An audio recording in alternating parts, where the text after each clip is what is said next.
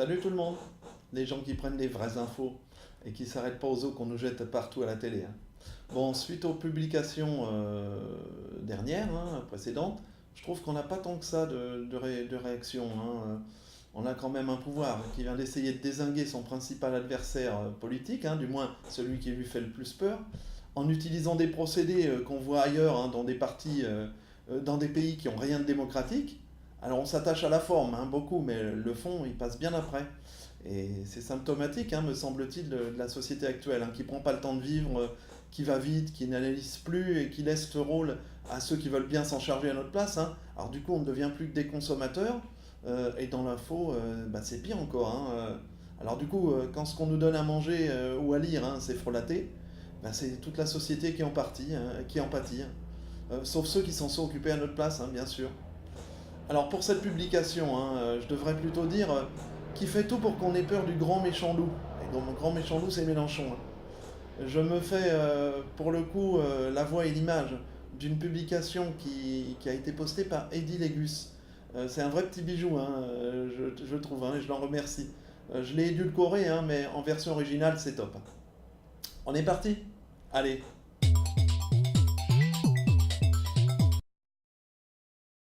Alors, puisque le bashing médiatique, hein, contre le principal parti d'opposition a fait son ouvrage, qui va se soucier dans 3 semaines des démentis ou des retours en arrière, les intox, elles ont été balancées, hein, donc bon, ok. À mon tour, séquence contre-attaque, je balance en vrac et sans ordre précis, juste pour planter le décor, hein, qu'on puisse ensemble avoir un scan un peu plus large de ce qui se trame dans l'arrière-boutique de l'État. On va commencer par la nomination de Castaner, hein, au poste convoité par lui-même et depuis un bail, celui de ministre de l'Intérieur. Il ne sera pas perquisitionnable, hein, lui. Avant d'en arriver là, hein, Christophe Castaner, il va quitter le foyer familial à l'âge de 18 ans, et à cette époque, il rate son bac, il fait du poker dans les tripots, pas forcément bien fréquentés, et il engrange un max de pognon plus ou moins propre, hein. Il se lie d'amitié avec un certain Christian Oraison, alias le Grand Blond. Alors c'est pour le coup un vrai délinquant, hein, un parrain du grand banditisme marseillais. Son grand frère d'ailleurs, hein, protecteur, sera retrouvé mort en 2008, troué de plusieurs balles de gros calibre en dehors des périodes de chasse. Bon, ça fait peur à personne, hein. Ministre de l'Intérieur, le gars, quand même. De même, son premier jour devant les sénateurs sera pour le moins musclé, hein, et c'est sous les huées qu'il va finir son discours, mais personne ne le sait, parce que le Mélenchon bashing bat son plein. À la télé, on parle que de ça, pas du reste. Pour couronner le tout, il va nommer l'ancien collaborateur du repris de justice Claude Guéant, un certain Stéphane Bouillon, au poste de directeur de cabinet de la place Beauvau. Alors c'est un haut fonctionnaire, hein, qui a été condamné plusieurs fois par la justice et qui devient donc le nouveau bras droit de Castaner au ministère de l'Intérieur. Ça c'est pareil, ça fait peur à personne, hein. Par contre Mélenchon qui s'énerve, oulala, quelle horreur, hein. Il y a deux mafiosos au ministère de l'Intérieur au plus haut, et non, ça va, il n'y a pas de souci. Ils ont des belles cravates, ils ont de beaux costumes, ils parlent doucement, avec un petit sourire, hein. Tout va bien? Bon, ok. Personne n'a rien vu, hein, de toute façon, hein, puisqu'il n'y a pas un seul média qui a repris cette info. Ah, il y a juste Mélenchon à dézinguer d'abord, hein. Ça, vous le saviez? Je suis pas sûr. Allez, on en vient, deuxième point, au ministre de l'Agriculture, hein, un aficionado de la chasse, Didier Guillaume, qui est aussi un opposant farouche à la réintroduction du loup. Mais surtout, hein, c'est également l'un des premiers qui a voté contre l'interdiction du glyphosate. Alors, c'est un ardent défenseur des producteurs d'huile de palme. Bah voyons. Comment expliquer qu'il devient ministre de l'Agriculture, celui-là? Ça c'est pareil, ça fait peur à personne. C'est normal, on n'en parle pas ni à la télé ni à la radio. On est trop occupé à bouffer du Mélenchon, hein. Un ministre de l'Agriculture qui baigne dans les lobbies, ça fait pas peur. Par contre, un Mélenchon qui hurle, oh là là, mon Dieu, quel scandale. Ok, troisième point, Pénicaud. On allait l'oublier, j'allais dire, non, non. Ancienne DRH du groupe Danone. Écoutez bien, hein, Danone. Dans lequel elle a engrangé bon, plus d'1,2 million d'euros en rémunération gratification en 2012, 1 144 000, presque 145 en 2013, 2 millions presque 4 en 2014, sur lesquels s'ajoutent, tenez-vous bien, hein, des plus-values boursières de plus d'1,5 million d'euros qu'elle a réalisées en vendant des stocks options en 2013, hein, à la suite d'un plan social chez Danone. Elle a profité du plan social, hein, il y a toujours souvent par effet mécanique de levier des flambées boursières suite à l'annonce des suppressions d'emplois. Elle était DRH à l'époque de Danone, au moment du plan social. Bon, on a profité de ça pour vendre ses stock options. Et c'est puni par la loi tout ça, généralement. Ça s'appelle un délit d'initié. Mais là, c'est pareil, elle est quand même nommée ministre du Travail. On croit rêver, ça fait peur à personne, ça, c'est normal. Par contre, Mélenchon qui casse les tympans d'un policier parce qu'on l'empêche d'entrer dans son local politique, enfer et damnation, quelle catastrophe. Vous le saviez, ça? Attendez, c'est pas tout. Devinez qui vient d'être bombardé ministre de l'écologie en doublon avec François de Rugy. François de Rugy, c'est celui qui fait voter la loi sur le glyphosate à 1h30 du matin. Au début, ça finit à 4-5 heures, je crois. Quand l'hémicycle est vide, et il est quasiment seul au perchoir, bien sûr, donc il est certain de faire passer son petit vote en douce. Alors devinez un petit peu. Eh ben c'est Emmanuel Vargon. Vous savez pas qui c'est, Emmanuel Vargon? Ah oui, c'est vrai, on est trop pris par la colère de Mélenchon pour s'en soucier. Je vais vous le dire qui c'est. C'est l'ancienne directrice de communication de chez, tous en cœur, Danone. Et ouais, encore Danone. Madame Pro-Huile de Palme, directrice de la communication du 4e plus grand pollueur de la planète, Danone, juste derrière Coca, Pepsi et Nestlé. Alors c'est le fleuron français des lobbies plastiques qui est nommé ministre de l'écologie. Bon voilà, faut se pincer Non, on rêve pas, c'est dingue. Bon, tout le monde a oublié qu'il y a 2 mois à peine, Nicolas Hulot il dénonçait la pression insupportable des lobbyistes au sein du gouvernement, et plus particulièrement au ministère de l'écologie, d'où il va partir en claquant la porte, bon vous avez suivi.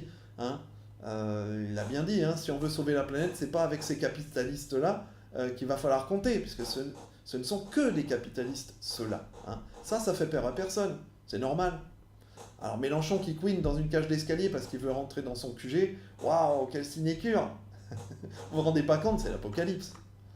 Allez, passons à Madame Buzyn, ministre de la Santé. Grande défendresse des laboratoires pharmaceutiques, la tondeuse. Elle remet en cause tout le système de santé, de sécu, pour plaire à ses potes des labos. Bon, on vous passe les détails, puisque tout le monde, de toute façon, va finir par en subir les conséquences.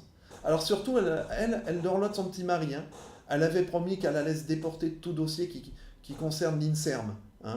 L'INSERM est dirigé par son chéri Yves Lévy. Vous savez quoi? Non, vous savez pas. Moi, je vais vous le dire encore une fois. Yves Lévy, le mari d'Agnès Buzyn, directeur de l'INSERM, il vient d'être nommé à la tête du Haut Conseil de la Santé publique. Il vient d'être nommé conseiller de Macron pour les questions de santé publique. Alors, ce même Haut Conseil qui est en charge des risques de santé qui sont liés à l'environnement. Par exemple, pour ne pas le citer, le glyphosate. À mon avis, il ne va pas faire grand-chose contre le glyphosate. D'ailleurs, a priori, il ne peut plus. Bon, il n'y a pas de conflit d'intérêt dans tout ça, personne n'a peur, c'est normal. Ce qui est vraiment anormal, c'est Mélenchon qui essaie d'enfoncer sa propre porte. Ça, c'est un drôle de scandale national. Par contre, Bayer, Monsanto, ils peuvent roupiller sur leurs 2 oreilles. Madame Buzyn, encore elle vient de décider d'enlever tous les fonds publics qui étaient attribués à l'association lanceuse d'alerte qui a mis le doigt sur l'histoire dont vous avez entendu parler, les bébés mal formés, qui tentent de démontrer le lien entre les malformations et les pesticides. Alors en plus, la présidente de l'association, elle vient d'être licenciée la semaine dernière. Tout va bien, bref, C'est pas effrayant du tout ça. En tout cas, ça l'est beaucoup moins que Mélenchon qui beugle contre un procureur véreux. La santé, qu'est-ce qu'on en a à faire? Les personnes handicapées à qui on sucre les allocs, qu'on martyrise avec la loi Elan, ça, c'est pas scandaleux du tout, non. Pour le moment, le plus important, c'est de salir les opposants, surtout ceux qui s'opposent aux magouilles. On les fait passer pour des irresponsables, qui sont incapables de tenir leurs nerfs, qui pètent les plombs. Ok, on parlait du procureur de Paris. Allez, on enchaîne. C'était il y a à peine un mois. La presse, elle se faisait l'écho d'une information, alors pour le coup des plus surprenantes. Emmanuel Macron avait personnellement évincé 3 candidats à la succession de François Molins, au poste de procureur de Paris. Alors il en a récusé et recalé 3 qui étaient issus de la procédure habituelle de nomination. Alors ça titrait à tout va, l'Élysée prend la main sur les procureurs, c'était Le Monde. Macron veut poser son parquet, c'était Libé. Macron veut choisir lui-même ses procureurs, c'était Mediapart. Comme quoi, le parquet, faut pas dire, le parquet n'est pas indépendant du pouvoir. Malgré tout ce qu'on a pu me répondre, même des gens de la profession, j'allais dire. Le parquet n'est pas indépendant, c'est clair. Bref, c'était un tir groupé d'articles qui datent... ces articles-là dataient du 25, 26, 27 septembre. Ça fait à peine un mois.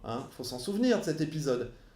Maintenant, on peut apprécier à leur juste valeur les questions qu'on pose aujourd'hui dans les éditos offusqués devant les images de la confrontation physique entre l'ignoble Mélenchon et les gentils policiers qui ne font que leur travail, hein, qui lui interdisent de pénétrer dans son local, le local de la France Insoumise, en cours de perquisition, ce qui évidemment est illégal. Mais bon, ça fait peur à personne, c'est pas grave, c'est pas de la police politique tout ça, non, non, non. Bon, on n'en parle pas de toute façon, ce qui compte c'est que Mélenchon il s'énerve. Hein. Bon, on nous appelle maintenant, alors pour le coup ça y est, hein, les mélenchonistes, les insoumis, ce sont devenus des complotistes. Voilà. Hein. C'est juste une vue de l'esprit de penser que la justice au service de l'État, c'est une lubie. Hein. Ça n'existe pas. Ok, l'enquête bâclée, les PV de perquisition sont balance. Plus important, hein, c'est Mélenchon et sa personne sacrée. Alors attendez, hein, c'est pas fini, pendant qu'on y est. Le procureur de Paris, en question, hein, c'est celui, celui qui a mené avec tellement de brio la perquisition chez Benalla. Le successeur nommé par Macron quelques jours après l'éviction de Molins. C'est lui. Hein. Vous vous souvenez certainement pas hein, de cette perquisition. Elle avait eu lieu il y a un peu plus d'un mois et que ça a été un vrai fiasco. On ne doit pas s'en rappeler de tout ça. Hein. Alors, si on refait le fil, vite fait, hein, Benalla il est présent. Il est escorté par la police. Alors la vraie police, hein, ce coup-ci. Hein. Le proc de Paris, fraîchement nommé. Tout ce petit monde, il se retrouve devant la porte de chez Benalla, un soir à 20h. Ah tiens, un soir à 20h. Il n'est pas 7h du matin, c'est marrant ça. Pourtant c'est autrement important. Hein. Bon, ok, c'est pas grave. Alors c'est alors qu'Alexandre, d'un air bien heureux, prétend avoir oublié ses clés. Ah, j'ai oublié mes clés. Que c'est ballot, hein. En fait, c'est même pire que ça. Hein. Benalla, il s'est trompé de trousseau. À la place de ses clés, il a en main les clés de la villa normande des Macron. Il y a de quoi rigoler quand même. Hein. C'est pas ses clés qu'il a. C'est la villa de la famille Macron. Bon, le procureur, lui, il n'a pas pensé venir avec un serrurier, hein, c'est bizarre. Les flics qui l'accompagnent, ils n'ont pas de bélier pour défoncer la porte de Benalla, c'est très bizarre. Benalla, il faut le rappeler, hein, il est accusé entre autres de détention d'armes illégales, sans autorisation, d'usurpation du titre et de la fonction de policier, d'agression sur au moins 2 touristes, le sommet de l'iceberg, hein, de toute manière. Le but de cette perquisition étant d'ouvrir le coffre-fort de Benalla, dans lequel se trouveraient des armes, selon des sources judiciaires, des documents qui peuvent a priori mettre en cause l'intégrité de l'État. Bon allez, il est 21h, l'heure légale de la perquisition c'est plus permis, ok, on reviendra demain, dit le procureur de Paris, qui rebrousse chemin, et puis qui se repointe le lendemain à 9h du matin. Pourquoi si tard, hein, encore une fois. Bon, naturellement, quand il revient, le procureur, l'appartement de Benalla, il a été nettoyé pendant la nuit, le coffre-fort, il a disparu, mais tout ça, c'est normal. Personne ne trouve rien à redire à cette bande d'incapables un peu complaisants avec le petit protégé. J'irais même un peu plus loin. Hein. Incapable, ça me paraît, c'est un doux euphémisme, hein, à mon avis. Le plus important hein, pour les médias, surtout, c'est de ne pas trop ébruiter l'affaire et de se concentrer sur autre chose. L'autre chose aujourd'hui, c'est que ce même procureur dépose plainte contre Mélenchon pour tentative d'intimidation et obstruction. Waouh! Ça lui est pas venu à l'idée de déposer plainte contre Benalla pour obstruction au nouveau procureur? Non, ça n'arrive pas. Voilà. Police politique, ça n'existe pas. Hein. Ok, d'accord. Après ça, quoi d'autre? Ah ouais, alors l'affaire. Les comptes de campagne de Mélenchon, on l'a vu, je l'ai dit la dernière fois encore, hein, dans le collimateur, hein, surtout de Macron, hein, d'accord. Pour Macron, pas de perquisition. Hein. Pourtant, l'enquête préliminaire, elle est en cours. Hein. On attend. Pendant ce temps-là, l'ex-président de la commission des comptes de campagne, qui pourtant, il a bien validé les comptes de Mélenchon, il les a validés, et il a trouvé des irrégularités dans ceux de Macron. C'est comme ça que ça se passe, dans la réalité. Bizarrement, il vient de se voir augmenter de 4 500 à 10 000 euros par mois. C'est une sacrée promotion, ça. Ça vient d'arriver, là, dans le mois. Hein. Depuis, c'est bizarre, il a changé de version. Il prétend que finalement, non, les comptes de campagne de Mélenchon, ils sont pas bons. Ah, c'est bizarre, hein. Ensuite, il y a un autre membre de la commission dont j'ai oublié le nom, hein, Monsieur 2 ou je sais plus quoi. Il refuse de paraître à la télé face à un député de la France Insoumise comme contradicteur. C'est bizarre, hein. C'est bizarre tout ça. Bon, ok, alors pour conclure, hein, à quand les perquisitions au siège des Républicains? des Républicains, pourquoi pas, surtout de la République En Marche, c'est ce que je voulais dire en fait. À quand les perquisitions chez Castaner? Ah non, non, ça c'est pas à l'ordre du jour, hein. Ça met les nerfs à vif, hein. Qu'on aime ou qu'on n'aime pas Mélenchon, c'est quand même curieux, hein. Curieux de constater que dans ce pays, la justice, elle soit si prompte à mobiliser une centaine de policiers en armes, gilets pare-balles, pour quelques factures, parce que c'est quelques factures vraiment, euh, et qu'on puisse pas en trouver pour aller fouiller chez les Macron, chez Castaner, pour la même chose, hein. Impossible de perquisitionner proprement chez Benalla, pour y dégoter autre chose que de la paperasse et des photos de vacances. Ouais, c'est un petit peu difficile à expliquer quand même, vous trouvez pas? Enfin bon, c'est pas comme si la France insoumise, elle planquait des armes dans son QG de campagne, non? Parce qu'a priori, il n'y avait pas de coffre-fort, hein. Bon, bah voilà, hein, Macron, il a trouvé la combine imparable, hein, pour siphonner les informations de ses opposants politiques. Ah oui, maintenant, il a toutes les infos, hein, ça c'est clair. C'est simple, mais il fallait y penser, hein. Plutôt que de faire comme son copain Erdogan, d'emprisonner les gens, il a trouvé la parade. Alors, encore une fois, hein, ça passe comme ça, hein. Il suffit de s'appuyer sur la dénonciation plus que douteuse d'une exaltée nationaliste, on l'a vu par le passé, d'envoyer sur ordre un procureur qu'on vient de nommer soi-même, et de s'assurer que pendant la perquisition, on puisse récupérer l'ensemble des données, adresses, agendas, noms des militants, etc. Tout ça sans faire signer de PV de perquisition. Hop, le tour est joué. Mais ça, c'est pareil, hein, c'est sûrement une vue de l'esprit encore. Alors écoutez bien, et surtout pendant ce temps-là, qu'est-ce qui se passe pendant ce temps-là? Bah, on ne vous parle pas du casse du siècle et des 55 milliards de fraude fiscale commis au Parlement européen. On ne vous parle pas du prix du gaz qui va encore grimper de 5% après une hausse de 7% en juillet dernier, euh, et de 16% en tout depuis 10 mois, le gaz, hein.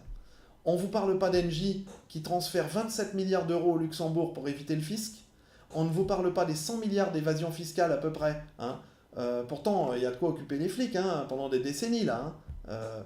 On ne vous parle pas du gamin que Macron serrait tendrement contre ses bras à Saint-Martin, alors qu'il adressait un splendide doigt d'honneur à tout le monde, qui vient de prendre 6 ans de prison pour braquage et 8 mois de plus pour trafic de drogue. C'est stupéfiant, hein. On ne nous parle pas des enquêtes sur les comptes de campagne de Macron, sur Ferrand, sur Madame Pénicaud. On ne nous parle pas de la ministre des Transports qui est visée par des accusations de conflit d'intérêts. On ne nous parle plus du tout de Benalla. Terminé le parquet de Paris, il a enterré l'affaire. On ne nous parle pas de la taxe d'habitation qui devait être supprimée, mais qui d'un coup augmente. On ne nous parle pas des mouroirs que sont devenus les EHPAD. On ne nous parle pas des chiffres de la sécurité routière ou de la mortalité qui viennent d'augmenter, hein, presque 19% depuis la limitation à 80 km/h. On ne nous parle pas des augmentations des carburants qui grimpent en flèche pour bientôt atteindre 2 euros le litre. On ne nous parle pas des retraités qui manifestent et qu'on matraque. On ne nous parle pas de la malbouffe des animaux qui souffrent dans les élevages intensifs. On ne nous parle pas du réchauffement climatique, des conséquences désastreuses déjà constatées, des inondations, des phénomènes de météo anormale, des oiseaux qui meurent en grand nombre, des hérissons qui disparaissent à vue d'œil, l'effondrement de la biomasse à l'échelle mondiale. Non, non, tout ça on n'en parle pas. C'est pas intéressant. Le mieux, autant parler de Mélenchon, hein, qui tonne contre la politique des pourris qu'on vient de citer auparavant, hein. Tout ça, ça sert à rien. Par contre, avoir peur du grand Mélenchon et se dire qu'il faudra être fou pour confier le bouton nucléaire à un mec qui pique une rage, ça c'est vital, hein. Pour eux, hein, pas pour nous, hein. Parce que le plus drôle dans tout ça, c'est qu'on a confié le bouton à un gamin arrogant, dédaigneux, qui est entouré de mafieux corrompus, des lobbyistes, des opportunistes et des barbouzes à sa solde. Mais, bon, c'est vrai, ils s'énervent jamais ceux-là. Elle est bien bonne, non? Allez, pour en terminer, parce que c'est long, hein, de manière un petit peu provocatrice, hein, pour ceux qui n'ont toujours pas compris, bah écoutez, moi je vous souhaite une bonne soirée devant BFM, hein, vous allez vous informer en regardant la télé, et puis devant BFM, vous saurez que c'est aussi utile de prendre vos infos ici que de faire une thalasso à Fukushima. Pour le coup, je vais vous laisser un petit moment, je dois m'absenter et ça va durer un petit temps, 3 semaines, un mois, donc écoutez, je vous dis bye bye, prenez des infos en attendant, et puis on se dit à plus. Allez, ciao, bye bye.